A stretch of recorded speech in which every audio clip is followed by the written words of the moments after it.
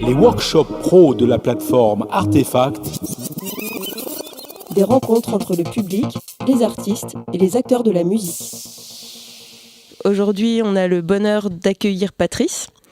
Donc, merci d'être avec nous aujourd'hui pour partager ton expérience, ton parcours et plus précisément, on va aborder la question de l'indépendance de l'artiste. On est ensemble pour une petite heure avant que le concert ne commence à la laiterie. Comme je vous l'ai dit en introduction, n'hésitez pas à prendre la parole. L'idée, c'est d'avoir un échange, donc profitez de la présence de Patrice pour que vous puissiez lui poser vos questions. Voilà, donc n'hésitez pas à intervenir. Donc Patrice, tu es auteur, compositeur, interprète et producteur. Tu es originaire de Cologne, en Allemagne. Un petit récapitulatif de ta carrière avec 2 focus. Ton premier album, qui est sorti en 1999, je crois. À peu près peut-être. Ouais, d'après mes recherches, c'était à peu près à cette date. Qui s'appelait Lions. Et c'est ton premier album qui est sorti sur le label Yo Mama Records. Après cet album, tu as eu un succès dans toute l'Europe. Et à peu près 25 ans après, on te retrouve avec ton dernier album qui est sorti l'année dernière, en 2022. Donc un album comme un best-of qui s'appelle Super Album, sorti chez Because Music. Donc on y retrouve 12 titres revisités avec tes influences reggae, soul, blues, rock, hip-hop et aussi une reprise de Good Vibration des Beach Boys. Voilà, donc un très court résumé de ta carrière. Et si tu veux bien, on va revenir sur tes tout premiers pas dans la musique. Donc tu as débuté par faire de la guitare, d'après Google, et apparemment assez jeune. Donc tu as commencé par faire de la guitare, tu as fait quoi? Tu as fait des reprises, tu as commencé à composer. Comment ça a commencé pour toi, la musique? Alors, je ne suis pas d'une famille très musicale. C'est moi vraiment le premier dans ma famille. Et j'étais dans un internat. Et après, il y avait tous les groupes comme Guns N' Roses, Nirvana, Metallica et tous ces groupes-là qui étaient très connus à l'époque. Et tout le monde a commencé à jouer la guitare. Et moi aussi, je voulais bien apprendre. Et c'est vraiment ça qui m'a donné envie d'apprendre. C'était parce que it was a trend. Mais j'ai toujours aimé à écrire des poèmes ou l'écriture créative. C'était mon truc. Et après, j'ai essayé de combiner ces deux choses, d'écrire des histoires ou des chansons avec quelques cordes de guitare, quelques accords. Et c'était vraiment juste un essai pour essayer qu'est-ce que ça donne de m'exprimer ou d'essayer de même écrire une chanson. Et ça a bien marché. La première chanson que j'ai écrite, ça m'a donné vraiment envie d'y aller plus parce que c'était vraiment la première chose que j'ai réussi créativement et ça m'a montré que c'est possible d'écrire un couplet, un refrain et ça, ouais, pour moi it was a moment of accomplishment. Ouais, et aussi j'ai toujours aimé de performing like in class et like perform j'ai vraiment tout mis dans la musique. Après j'avais peut-être quand j'ai commencé j'avais 12 ans et j'ai tout de suite avait the urge d'écrire mes propres chansons. Et après comme j'ai grandi dans l'hip-hop et le reggae, et avant il n'y avait pas la métissage musical comme aujourd'hui, c'était vraiment à part. La musique de guitare et le hip-hop, la musique urbaine.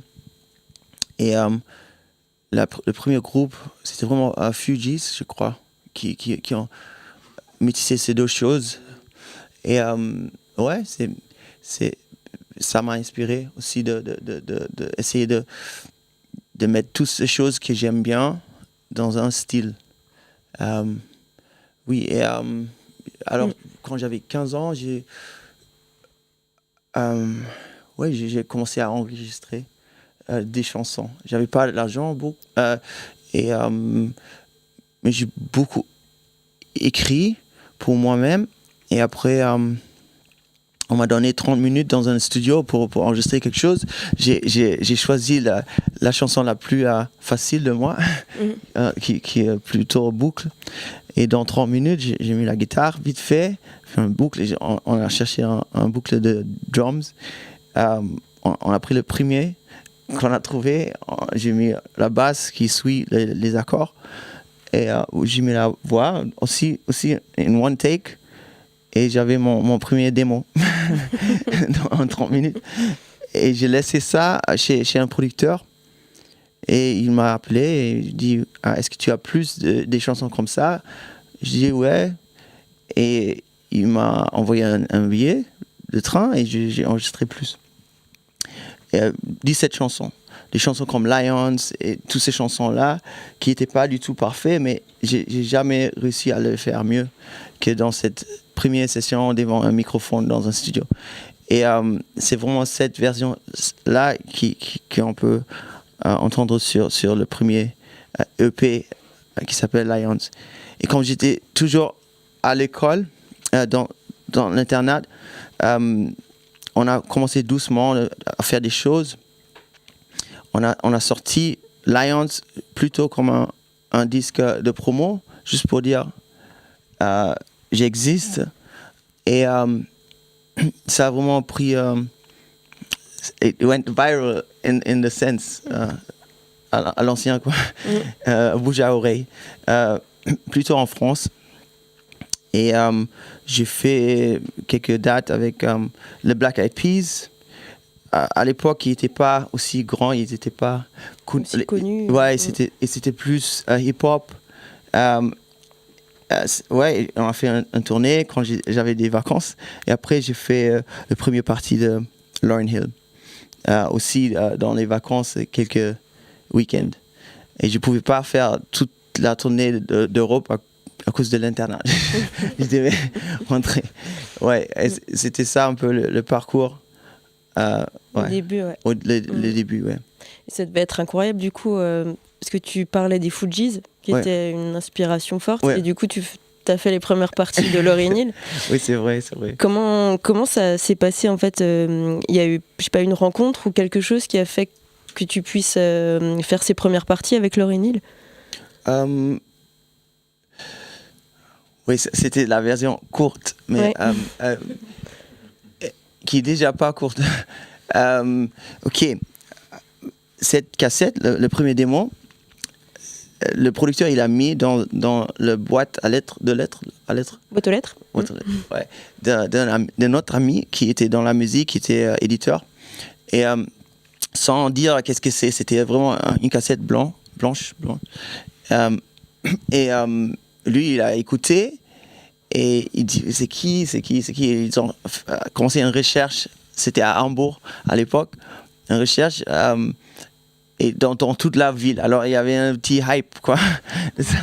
Et après son ami lui dit que c'était un artiste qui il veut bien produire. Et cet éditeur il a amené la cassette où il a joué quelques titres au tourneur, je crois, de Lauryn. Okay. Ouais, à l'époque, parce qu'ils ont cherché un premier parti, ils ont fait écouter ça, et ils ont bien aimé, et après, oui. C'est par l'intermédiaire, du coup, du producteur et de l'éditeur que... Oui, c'est ça. C'est passé, ouais. Ok. Et tu as collaboré avec plein d'autres artistes depuis. Et par exemple, les Picard Brothers et Diplo qui sont intervenus sur le titre Burning Bridge. Est-ce que tu peux nous raconter comment ça s'est passé avec eux, cette rencontre, et comment vous avez travaillé ensemble? Ça, c'était à Because Music, à Paris. Ils ont proposé ça, je crois. Et on a fait une rencontre et on a essayé quelque chose dans dans un studio et il y avait cette chanson qui était écrite. Il n'y avait qu'un top line et le beat. C'était écrit par un mot. Et alors j'ai mis les paroles et on a essayé de finir la chanson. Et ça, c'est devenu Burning Bridges. Et après, oui, Diplo, il a produit un peu de plus. Ouais, c'était une autre expérience du coup. Ouais. Ouais. C'était fait comme aujourd'hui. J'ai jamais rencontré Diplo personnellement. C'est juste Internet. Ouais. Ouais. Et toi aussi, tu es producteur, oui. Du coup. Donc, tu es producteur, c'est-à-dire que tu produis pour d'autres artistes aussi ? Oui. Et du coup, dans cette démarche artistiquement, toi, qu'est-ce qui te plaît en fait dans... Toutes les choses que j'ai commencé à faire, c'était par exemple mon premier album, j'ai fait avec mon premier producteur et pour le deuxième, j'ai voulu un autre son et on n'a pas réussi à le faire et alors j'ai dit ok, je dois peut-être apprendre moi-même comment produire et c'était ça qui m'a poussé à faire ça et c'est toujours la même histoire, même au niveau de tous les restes que j'ai fait en plus d'être artiste. Et après, il y avait... j'ai produit mes albums pour peut-être 10 ans même. Et après, il y avait Selassou ils ont cherché un producteur pour le premier album. Elle est aussi sur Because. Et on a fait quelques essais entre moi et Farot. C'est un autre producteur. Et oui, ils ont they chose us et on a produit le premier album de Selassou qui était un grand succès. Et oui, elle faisait mon premier partie. Et avant ça, il y avait Neka qui faisait le premier partie aussi. Et j'ai fait quelques prods pour elle. C'était plutôt des gens qui sont un peu dans les camps. Et après, ouais. Et plus de gens. J'ai fait aussi Cody Chestnut. Oui. Ça, c'était un rêve parce que je suis fan de son premier album, The Headphone Masterpiece. Et ouais, un jour, c'est la première fois que j'ai bu de l'alcool. Le petit punch. parce que j'aime le goût. Et j'étais très à l'aise. On était ensemble et je lui parlais. Je dis mais il faut faire un autre album. Moi je peux le produire. C'était à cause de ça. Et je sais pas pourquoi, mais il m'a cru et on a fait l'album. Et par rapport aux personnes que tu as rencontrées tout au long de ta carrière, est-ce qu'il y a certaines personnes qui ont marqué des tournants ou des tremplins par rapport à ta carrière? Like people that left a big impression, kind of. Yeah, mon anglais. Des personnes qui t'ont fait dépasser un cap. Yeah. Ok, well, mon premier producteur, c'est sûr, Matthias Hoffmann. À Hambourg, c'était tous des ex-punk. Parce que l'histoire de l'hip-hop, je pense qu'ici en France c'est un peu la même chose, mais en Allemagne il y avait le punk rock au début et tous les labels ils savaient pas comment travailler le punk rock et ils ont cherché quelqu'un de cette scène et they employed him. Et qui faisait partie de ces labels. Et après, comme quand le hip-hop est venu, comme des groupes très gangsters et street, quoi, ils ne savaient pas comment travailler ces groupes. Il dit, ok, les punks, vous êtes bizarres aussi, peut-être vous savez quoi faire.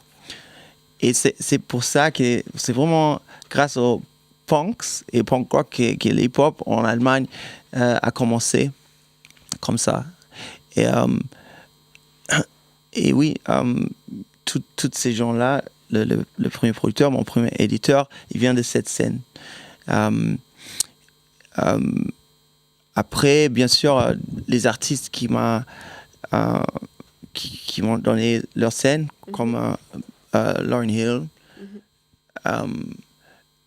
Et oui, j'ai demandé à son bassiste s'il connaît des musiciens. Il m'a donné mon premier groupe aussi, le Shashamane Band. Et ça m'a beaucoup appris aussi parce que j'étais très jeune, très très jeune. Et oui, mon père était un grand influence parce qu'il était écrivain et réalisateur. Oui, et après, j'étais très motivé, même un peu trop. Parce que je pensais à l'époque, quand j'avais 16 ans peut-être, j'ai pensé que je ne vais pas vivre longtemps. Et pour ça, j'étais très...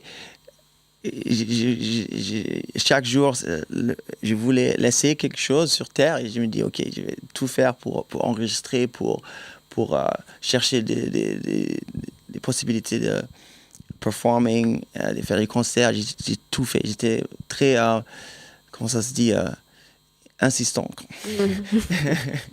Mais ça a payé, visiblement. Et aujourd'hui, du coup, quelles sont les personnes qui t'entourent ou qui t'accompagnent professionnellement aujourd'hui? Je pense que les premiers deals qu'on fait, normalement, ils ne sont pas trop bien parce qu'on n'a pas dans une bonne position pour les négociations. Aujourd'hui, c'est ma mère qui est mon manager. On fait beaucoup nous-mêmes. J'ai un studio qui s'appelle Super Studio et un label. Et on travaille avec des labels, mais c'est important pour moi d'être le plus indépendant possible.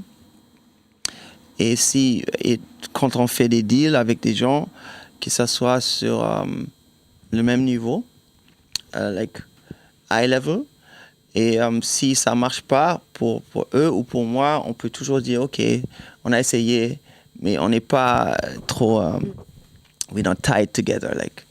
Ouais, c'est pour cette raison que tu as créé ce label à l'époque, c'est pour avoir du poids? Ouais, c'était pour. En plus, c'était juste pour faire sortir des petits disques pour vendre au concert. Des petites choses comme un DVD ou des autres artistes que j'ai produits. Ouais. Et parce que moi, je vais toujours y aller. Si le label dit OK, nous, on n'aime pas le nouveau disque, ou ça ne m'arrête pas. Je vais dire OK, cool, alors je vais faire ça moi-même. Ouais. Ce label te permet de faire ça, quoi. Ouais, exactement. Il faut le code de label pour sortir des choses. Même, je pense que the streaming uploaders, they give you a label code now, so peut-être pas, mais à l'époque, oui. Et est-ce que j'imagine que tu travailles aussi avec d'autres personnes dans ton entourage professionnel, c'est-à-dire un booker, d'autres producteurs, distributeurs, éditeurs, directeurs artistiques. Est-ce que du coup tu as des personnes comme ça qui interviennent plus que d'autres? Moi, je fais presque tout moi-même. Hein. Ok. Ouais. Je suis I have an admin, l'administration de mon publishing. Ouais, ça c'est Freibank. Mais je suis éditeur aussi, moi. Okay. Et pour le booking, je travaille avec Live Nation et en Allemagne avec All Artists. Oui, ça, avec eux, je suis très proche et c'est grâce à eux qu'on est là pour cette tournée aussi. Mais ce sont des gens avec qui j'ai travaillé bien longtemps avant que c'était Live Nation aujourd'hui. Ouais. J'ai quand même des relations très qui dure très longtemps avec des gens dans le business. Ouais. Et est-ce que tu as déjà travaillé avec des directeurs artistiques? Ouais, chez des labels. Est-ce que tu peux nous expliquer en gros, pour toi, quel est le rôle d'un directeur artistique dans un label? Et justement, quand tu souhaites rester indépendant, comment on fait en fait? Ok, le directeur artistique, sa fonction dépend un peu sur le deal que tu fais avec le label. À l'époque, il y avait 2 deals. Exclusive Artist Deal. Là, le label, ils sont très engagés et le directeur artistique, il est très dans ton truc. He's very in your stuff. Et pour quelques artistes et interprètes, c'est très important. Et l'autre deal, c'est un deal de licence où toi, tu finis ton produit et they license it from you. They license it and they can exploit it. Là, aujourd'hui, le deal que la plupart des gens ils font, c'est un deal de distribution plus un peu de marketing, un peu de promo. Ça dépend ce que l'artiste a besoin. Et le directeur artistique, c'est vraiment, ça dépend sur si l'artiste a besoin de ça. Parfois, c'est fait dans le camp aujourd'hui. Oui, et cette directeur artistique, toute la direction artistique, c'est lui un peu qui gère ça avec l'artiste. L'image, proposer des producteurs ou des studios ou des writing partners, tout ça. J'imagine qu'il faut bien le connaître avant de signer du coup, pour avoir des mêmes envies artistiques, que ça aille dans la même direction. Ouais. Pour moi, je pense que c'est difficile de travailler avec eux parce que je pense que pas tout le monde est bien du tout. Et c'est bien d'être clair ce qu'on veut. Parce que pas mal des artistes, ils travaillent avec un label et ils se disent, OK, si je... if I compromise ou si je fais des compromis, ouais. Ouais, et si j'écoute, parce que lui le directeur artistique, il sait mieux parce que c'est un professionnel, et il a fait ça déjà. Et, in my experience, le plus on fait ça, le plus on entre dans une relation qui n'est pas favorable. Et même si on fait exactement ce que le directeur artistique demande, il peut être viré. Demain, il y a un autre qui dit ouais, j'aime pas du tout. C'est mieux de faire ses fautes. C'est beaucoup mieux parce qu'on apprend de ça. Et c'est mieux de vraiment être clair sur la vision qu'on a sur son art. Mais par exemple, chez Because, il y a Emmanuel Dubertel. J'ai beaucoup de respect pour lui. Il a fait beaucoup de choses que j'adore artistiquement. Et bien sûr, ça c'est un peu différent parce peut-être on fait un peu plus confiance parfois. Mais même là, il faut toujours. Je pense que c'est plutôt in the fight où la vérité se trouve. Ok. Yeah. Et est-ce que, parce que comme tu es originaire d'Allemagne, il me semble qu'aujourd'hui tu vis en France, ou tu es beaucoup en France en tout cas. Ouais. Et est-ce que tu observes des différences entre la manière dont fonctionne le milieu de la musique entre ces deux pays? Ouais, beaucoup. Yeah. Ouais. Quelles sont ces différences? Ouais. Ok. Par exemple. Ouais, il y a une grande différence. Parce qu'en France, Paris, c'est vraiment centralisé. Par exemple, en France, il y a des radios qui distribué in the whole of France. En Allemagne, c'est pas permis. No, because radio was a propaganda machine. Et là, il y en a des radios régionales. Ouais. Et quand on fait la promo, il faut y aller. Il faut. Ouais. En France, c'est que à Paris. Et ça rend les choses beaucoup plus faciles en France, je crois, parce que c'est pas juste au niveau de radio, c'est au niveau différent. Ouais. Et, après, je crois que ouais, je pense que la France est connue pour son goût. Et ça, le goût des Allemands, c'est complètement différent du goût des Français. Je crois que à cause de l'histoire, il y avait une vraie rupture dans l'art en Allemagne. Et là, ça revient de plus en plus. Au niveau de la distribution, par exemple, est-ce que tu notes aussi une différence comme par rapport aux radios, par exemple? Ok, la distribution des disques, par exemple, c'était en France, c'est mon impression. C'était là, mais c'était avant, parce que là, ça fait un moment que j'ai pas tourné. Là, je reviens. Alors peut-être les choses sont différentes aujourd'hui, mais j'avais l'impression que en France, c'était plutôt like it was guarded by big labels. Il y avait plus de pouvoir au niveau de la distribution sur des mains dans les majors. Qu'en Allemagne. En Allemagne, il y avait plus des distributeurs indépendants qui avaient un peu de pouvoir aussi. Was that the answer to your question? Oui, parfaitement.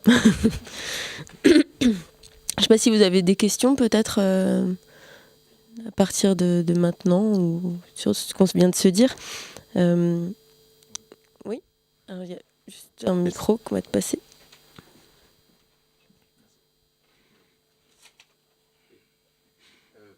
Bonjour.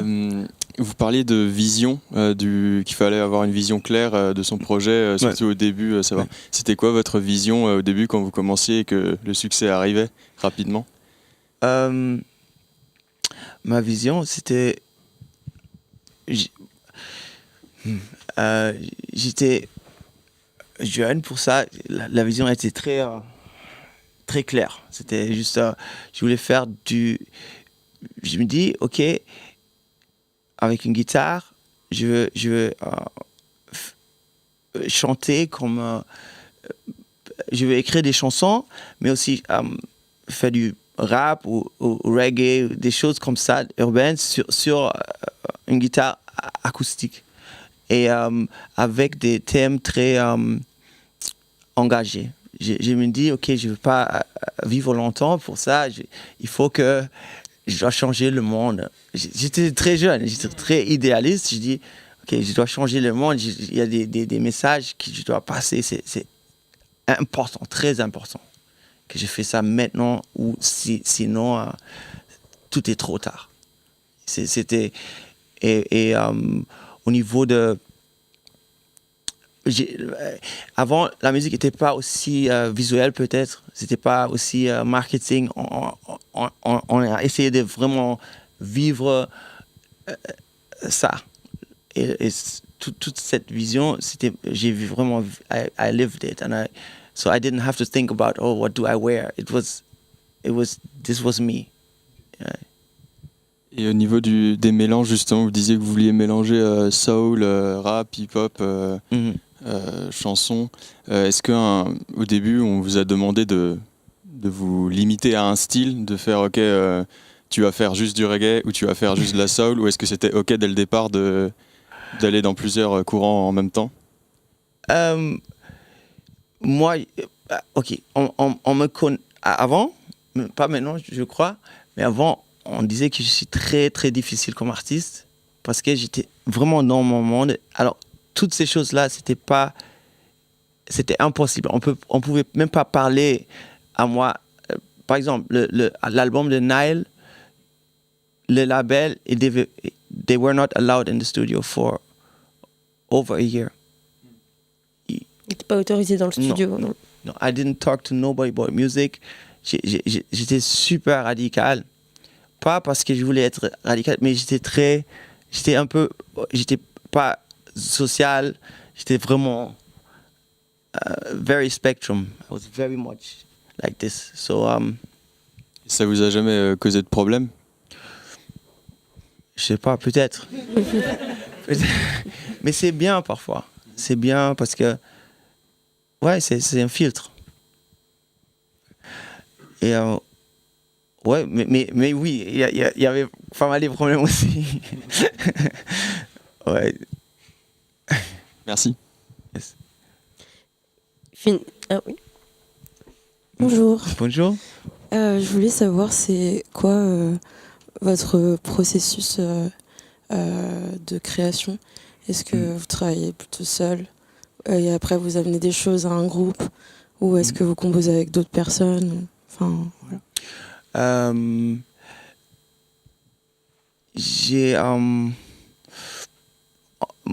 Aujourd'hui, je travaille. Normalement, je travaille tout seul, mais aussi avec des personnes, des gens, avec des producteurs. Par exemple, avec les Picard Brothers, c'était un truc où il y avait déjà une chanson et j'ai écrit like over it. Au début, c'était que moi et la guitare, et après j'ai amené ça dans un studio chez un producteur et on a fait la prod. Après, quand j'étais un peu plus connu, on m'a proposé un producteur très connu de l'Angleterre, Cameron McVeigh, et on faisait un essai ensemble. Et c'était un monde complètement différent. Ils étaient like very different world, like real rock stars, you know. I was like, mais et ils m'ont beaucoup appris parce qu'ils disent, par exemple, Cameron, il a écrit 7 Seconds avec Nene Cherry. Il a écrit pour Massive Attack. C'était le manager de Portishead. He had a process. It was very interesting. Il dit, OK, par exemple, il prend le journal, il ouvre la page de sport. Il dit, OK, he takes one line. He says, OK, battered and beleaguered was the case, as they were firmly put in their place. It was from a journal de sport. Après, il regarde, il y a peut-être quelque chose on the wall, you know, another sentence. Alors, il fait un collage, juste comme ça, et après, on essaie de, to make sense of it. And it's a very interesting way to write. And before that, I had never tried that. And I thought it was crazy, but it was so good. Par exemple, dans mon chanson Sunshine, it's the bridge, you know. Battered and beleaguered was the case, as they were firmly put in their place, you know. And so there are many ways to write, and it's good to challenge yourself in different ways to see what happens. If you have one routine, break it. Try something else, because it's when we have to think fast and improvise sometimes, like in school, like the teacher says, hey, and you don't know what, so now you getting creative. You're like, oh yeah, so you make something up. So it's good to put yourself in that thing where you just have to, you know, you can't use your head too much. You have to just be creative right away. And yeah, so break the routine, I would say. There are many ways. Yeah. Merci. Bonsoir. Bonsoir. Est-ce que la famille, les proches, les enfants, ta maturité a une importance sur ta création actuellement? Oui, bien sûr, oui. Parce que quand on devient père ou mère, tout change un peu. Parce que vraiment, la création, ça dépend sur comment tu vois les choses, comment tu vois tout. Like, you know, a biologist, he will look at this place and see the plant maybe. And a philosopher will see it in his way, and an artist or a songwriter will see the world in a songwriting way. Alors tout ce que, même des choses qu'on parle aujourd'hui, ce soir-là, peut-être quelqu'un va dire une chose dans une façon qui est intéressante et je vais, I will take a note and save it and be like, that could work for a song. Yeah, so it's very much about the way you see the world. So, and I think that's the hardest thing at a time when there's so much distraction, to stay in that state of mind or to carve out this space of state of mind so that you can be attractive to ideas. En tant qu'artiste, comment est-ce que toi tu définis cette identité? Pour toi, en fait, ça veut dire quoi, être artiste? Grande question. An artist is a creative. Créatif. Ouais. Yeah, it's just a creative, you know. And we can use an artistic approach for everything, problem solving. But the artist is always first, always. Even in science, the people that you first have to have the vision of what it is that you're trying to invent. Est-ce que être artiste, c'est pas aussi être entrepreneur à un moment donné, être chef d'entreprise, patron de ce que tu produis, etc. Ouais, il y en a des artistes comme ça, oui, qui font tout. Aujourd'hui, avant, comme j'ai dit, j'étais très, like, no way. Mais aujourd'hui, oui, j'ai fait tout ça, mais c'est pas parce que je veux le faire, mais c'est parce que je pense que c'est nécessaire aussi pour défendre mon art. Pour garder ton indépendance, alors. Ouais, pour garder mon indépendance et pour pouvoir faire ce que je fais. Une question qui va dans la suite un peu, c'est quelles sont pour toi les limites de l'indépendance? À partir de quel moment, selon toi, on n'est plus indépendant? Okay, one more thing to that. It's je pense que l'artiste souffre un peu quand on devient entrepreneur et on fait tout. Parce que c'est pas assez facile de changer le hat. Une casquette. Ouais, c'est vraiment... Non. Et parfois, c'est aussi bien d'être innocent un peu. Pas savoir trop. Pardon. Yeah.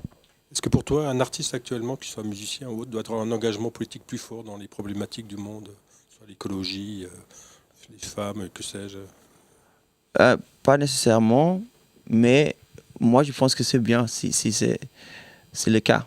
Mais je pense que tout est important, même les artistes qui sont très shallow. C'est important aussi de tout oublier et juste passer un bon moment et danser. C'est important.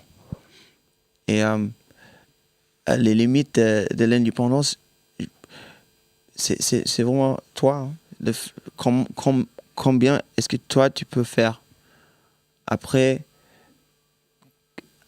si tu as la capacité de tout faire, tu peux être indépendant complètement, mais on est des êtres humains, like social animals, on a besoin de each other. Et si on a une bonne équipe, it's the best. Mais c'est vraiment difficile à trouver. Ouais. Mais je pense que pour une bonne équipe, il faut like a higher purpose. Pour que tout le monde travaille pour ça. C'est pas que like the vanity of an artist and it's like, yeah, I want to be famous. Non, il faut quelque chose de plus. Ouais. Il me semble que tu disais tout à l'heure, tu as accompagné des jeunes artistes, notamment via ton label. Est-ce que les artistes que tu as pu accompagner, ils avaient aussi ce type de préoccupation, de rester indépendants, etc.? Moi, quand je travaille avec des artistes, je montre ça. Like, je veux bien qu'ils soient aussi indépendants. Je suis pas quelqu'un qui veut qu'ils sont dépendants sur moi. Trop. Et comment tu arrives du coup à créer ça? Je pose cette question notamment pour les professionnels qui peuvent être dans la salle. Est-ce que c'est des choses que tu dis clairement avec les artistes avec qui tu travailles? Tu as une discussion là-dessus, sur ce sujet-là, de leur vision artistique, la tienne, tout ça? Oui. Parce que ouais, je pense que c'est mieux de créer des leaders et inspirer ça dans les gens que des followers. Je pense pas qu'on a besoin de plus de followers. Je crois que des gens qui ont des avis, like, who are somebody. I think it's more important. Parce que je pense que ça va pousser toute la culture si on fait ça. Et c'est mon premier producteur et c'est lui qui m'a montré ça aussi. Alors I will pay it forward. Et je pense que c'est plutôt de la culture within which I grew up musically. C'était ça. Quel conseil tu aurais pour justement un début de carrière avec cette volonté forte de rester indépendant et de faire ce qu'on veut aujourd'hui? I think first, the music has to be good. So do everything to make the music great, and there's certain things that are undeniable. A great song is undeniable. And then perform it really well on stage. I think live is very important to develop. If you have a bit of stage fright or you want to develop your live persona, I remember people like Ayo, they went in and played in public, like did busking or played on a train in very uncomfortable situations, and it helped them to develop their stagecraft. It's the best way, really, actually. Yeah, like Ed Sheeran, I think did the same. Yeah, it's good because you get a feel for this kind of conversation that you're gonna have with the people. Yeah. Oui. Est-ce que ça suffit aujourd'hui de faire de la bonne musique? Est-ce qu'il ne faut pas avoir une certaine force de caractère et aussi quelque chose d'entreprenant pour réussir? Yeah, that comes on top, but you have to start somewhere. If you're a musician, you start with music, Aujourd'hui, c'est vrai, de plus en plus, les artistes, ils commencent par des choses comme ça, l'image et la personnalité. Et c'est vraiment important, c'est sûr. Mais c'est aussi, je pense que nous, notre idée du succès, c'est un peu limité, je crois. Parce que bien sûr, la chose la plus importante, c'est pourquoi est-ce qu'on veut faire ce qu'on fait. Est-ce que c'est pour être connu? Est-ce que c'est pour je sais pas, mais je pense que de plus en plus les gens ils veulent juste être connus n'importe comment. Et c'est pas, je pense que c'est pas du succès ça. Je pense que le succès c'est plutôt une réalisation de soi-même. Ouais. Et même s'il y a que 10 personnes qui écoutent, quand même c'est quelque chose. Et aussi le fait que, et ça c'est pour des artistes qui font ça peut-être like for a while, ils cherchent un jeune public tout le temps. Ils disent ok, là on fait TikTok, on fait le streaming, ça me va pas trop, mais je vais le faire parce que c'est exactement ça ce qu'il faut faire aujourd'hui. Et après, parce que je pense que la crédibilité d'un artiste, c'est très, très important. C'est plus important que TikTok. Et après, je pense que c'est mieux de se dire, OK, là, j'ai 1000 fans. Dans tout le monde, j'ai 1000 fans. Et je vais créer des choses, un album, un tournée, un peu de merchandising, des choses qui font que chaque de mes vrais fans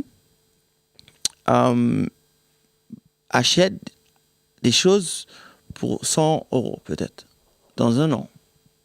Ça fait 100 000 €. Hein? Et on peut vivre. Mais nous, on cherche d'avoir 1 million de fans. Et les 1000 fans, ils se disent, mais là, ils perdent un peu le chemin. Je ne sais pas si j'aime ça. Et c'est ça le problème. Et après, on est là avec rien. Alors, plutôt être là pour les gens qui sont là pour toi. Et commence là. Et après, s'il y a une chose qui marche vraiment bien, ça c'est en plus. Mais je pense que c'est mieux, c'est plus healthy. C'est de rester Authentique et apprécier ces gens.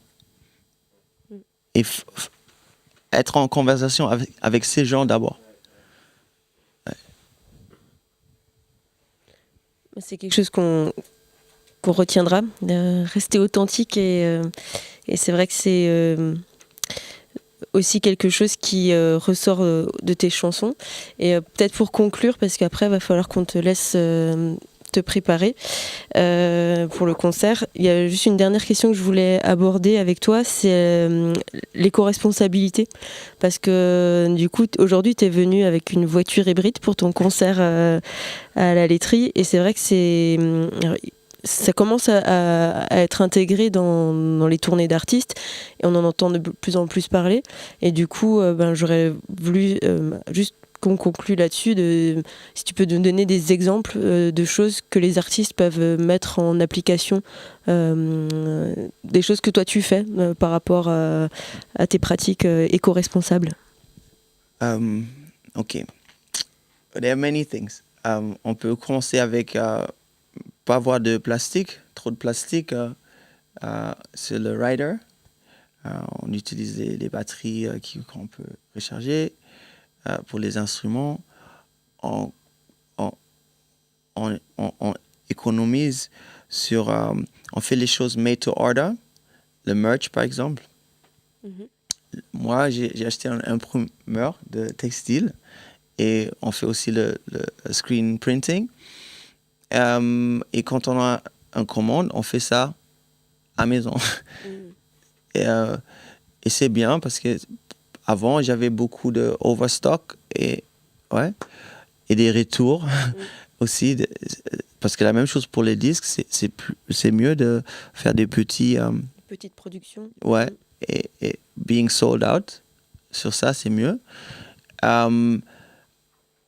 Mais aujourd'hui, les gens, ils sont d'accord aussi avec attendre, par exemple, pour le vinyle. C'est plutôt normal d'attendre 3 mois. Après qu'on a précommandé le vinyle. Et c'est cool ça. Et ça, après, avec les voitures électriques, là c'est un essai, ça marche bien parce qu'on est 8 en route, 4 techniciens, 4 musiciens. Et pour nous, les musiciens, ça marche bien parce qu'on n'a pas le trailer. Mm-hmm. Mais avec le trailer, ça limite un peu the reach. Ouais. Là, il faut peut-être un van ou quelque chose. Mm. Mais il faut développer cette idée, je crois, parce qu'il faut toujours être innovatif. Quand je dis la façon comment on écrit, comment on fait les choses, mais aussi le contexte, il faut toujours être innovatif sur tous les niveaux, je crois. et je pense que les autres industries sont un peu plus innovatives que la musique. ouais, le touring industry. Parce qu'on tourne comme dans les années 80. C'est exactement le même. Ouais. C'est vrai. S'il n'y a plus de questions dans la salle, on va s'arrêter là pour que tu puisses être à l'heure à ton concert. Alors merci beaucoup pour ton temps, pour tes réponses inspirantes et tout ce que tu as partagé avec nous. Merci. My pleasure. J'espère que ça pourra être utile aux artistes et aux professionnels émergents dans l'industrie musicale. Et en tout cas, si cette rencontre vous a plu, je vous invite à vous inscrire à une prochaine rencontre qui aura lieu jeudi prochain, le 23 mars. La rencontre s'appelle Causons Musique. Donc c'est pour causer, papoter, parler de musique. Voilà. Donc c'est avec Bertrand Dupuis qui est un conférencier qui vient de Dunkerque. Et l'idée, c'est de partager des influences, des histoires, des anecdotes sur des titres qu'on tirera au sort. Voilà, donc c'est une forme un peu de jeu. Donc voilà, ça va se passer dans le bâtiment juste en face, devant la laiterie. Voilà. Et puis, merci encore. Et puis, Thank you. Voilà. Bon concert, merci. Merci.